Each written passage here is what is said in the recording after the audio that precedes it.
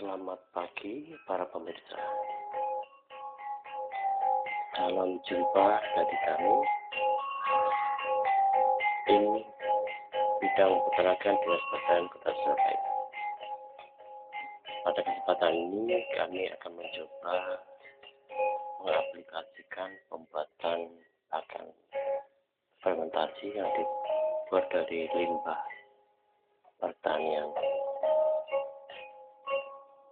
Bahan yang disediakan adalah 1 karung rendeng kangkung atau jahe kangkung, 1 karung kulit kacang, dan 1 karung tongkol jagung yang sudah dihaluskan. Di sini terlihat Bapak Irma dan Bapak Anto sedang menuangkan beberapa 3 karung yang disebutkan tadi bahan-bahannya. Ada plastik tebal. Nantinya bahan-bahannya akan dilakukan pengadukan agar bisa tercampur secara homogen. Homogen dalam arti ketika bahan yang berlainan jenis tadi ya, ada yang dari kangkung, dari kacang, ada yang dari jagung, ini bisa tercampur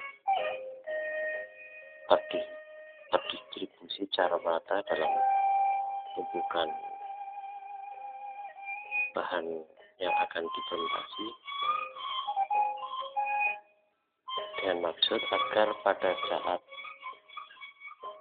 nantinya diberikan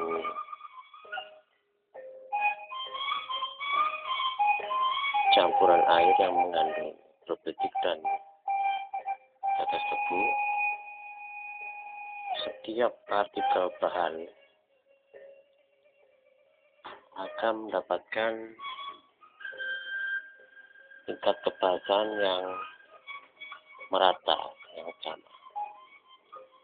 Sehingga dalam proses fermentasi, semua partikel akan bersama-sama mengalami proses fermentasi secara sempurna.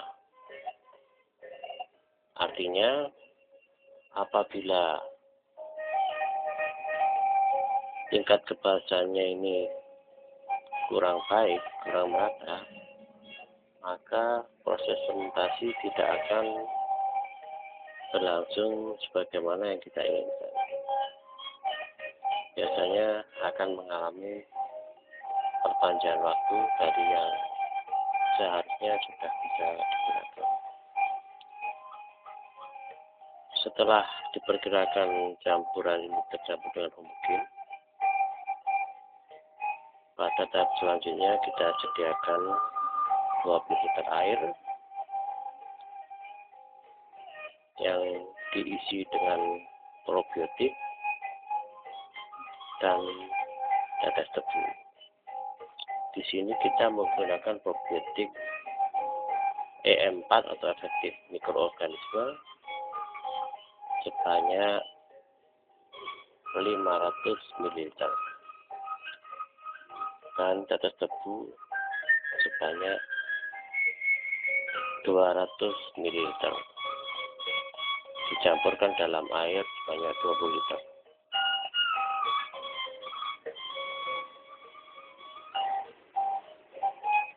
Terlihat Bapak Anto dengan dibantu Pak Santoso sedang mengerjakan pencampuran air dengan bahan-bahan yang akan digunakan untuk fermentasi.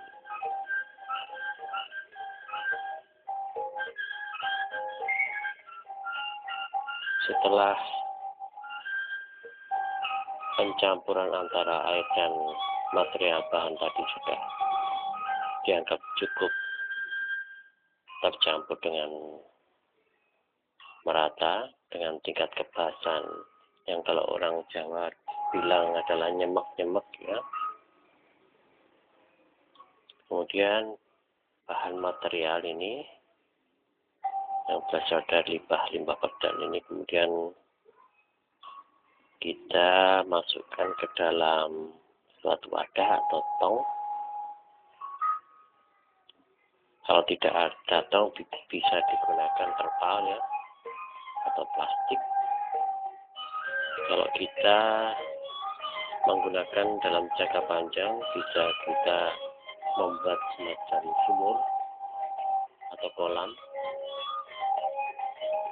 yang kedap air dan kedap udara.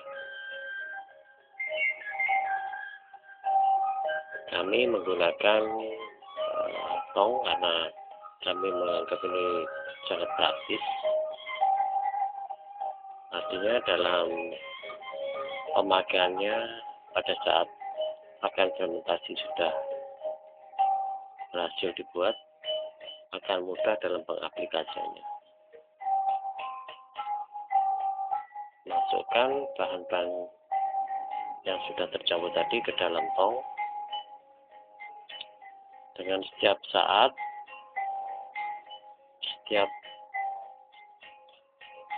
memasukkan harus selalu dipadatkan dengan cara dipukul-pukul dengan balok ataupun diinjak-injak dengan maksud agar udara yang ada di dalam tong yang berada di sela-sela partikel bahan bisa dikeluarkan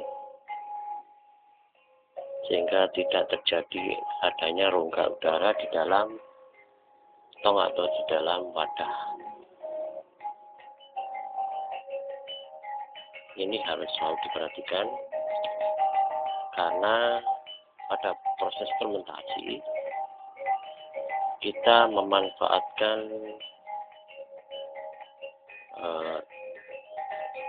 bakteri-bakteri anaerobik untuk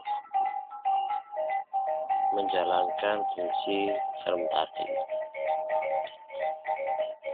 Bakteri-bakteri anaerobik ini pada dasarnya tidak membutuhkan banyak udara atau bahkan dia lebih suka tidak ada hampa udara. Jadi jika dia udara sehingga proses fermentasi dapat berjalan dengan baik. Setelah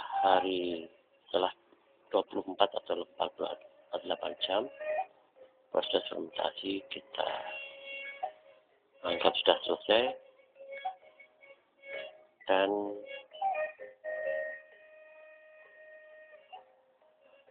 pakan fermentasi sudah bisa digunakan untuk ternak kita, ternak manusia khususnya kambing, domba, sapi, dan lain sebagainya. Di sini terlihat proses fermentasi sudah hampir selesai.